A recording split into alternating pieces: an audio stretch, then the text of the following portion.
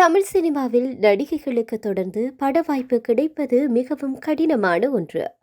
அந்த வகையில் டாப் நடிகையாக தமிழ் சினிமாவில் வலம் வந்த சில முன்னணி நடிகைகள் இந்த ஆண்டு ஒரு படத்தில் கூட நடிக்கவில்லை என்பது மிகவும் அதிர்ச்சி அளிக்கின்றது. அந்த நடிகைகள் யார் யார் என்பது குறித்து தான் இந்த ஒரு காணொளியில் பார்க்க போகின்றோம். அதன் அடிப்படையில் கீர்த்தி சுரேஷை பார்க்கின்ற போது தமிழ் சினிமாவில் டாப் நடிகையாக வலம் வந்த நடிகை கீர்த்தி சுரேஷ் தற்போது பாலிவுட் பக்கம் கவனம் செலுத்தி வருகின்றார். ஹிந்தியில் இவருடைய முதல் படமான பேபி ஜோன் படம் வெளியாகி எதிர்பார்த்த வரவேற்பை பெறவில்லை. சமீபத்தில் தன்னுடைய 15 வருட காதலர் ஆண்டனியை திருமணம் செய்து கொண்டார். இந்த ஆண்டு தமிழில் இவர் நடிப்பில் ஒரு படம் கூட வெளியாகவில்லை என்பது குறிப்பிடத்தக்க ஒரு விடயம்.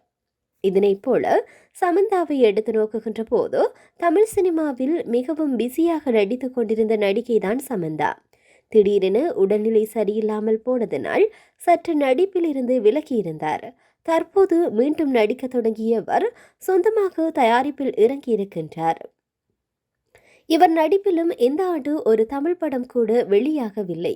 இதனை போன்று பிரியங்கா மோகன் பற்றி பார்க்கிற போது தமிழ் சினிமாவில் ரசிகர்களின் மனங்கவர்ந்த நடிகையாக வலம் வந்த பிரியங்கா மோகன் தற்போது இந்த ஆண்டில் தமிழில் ஒரு படம் கூட நடிக்கவில்லை என்பது குறிப்பிடத்தக்கது.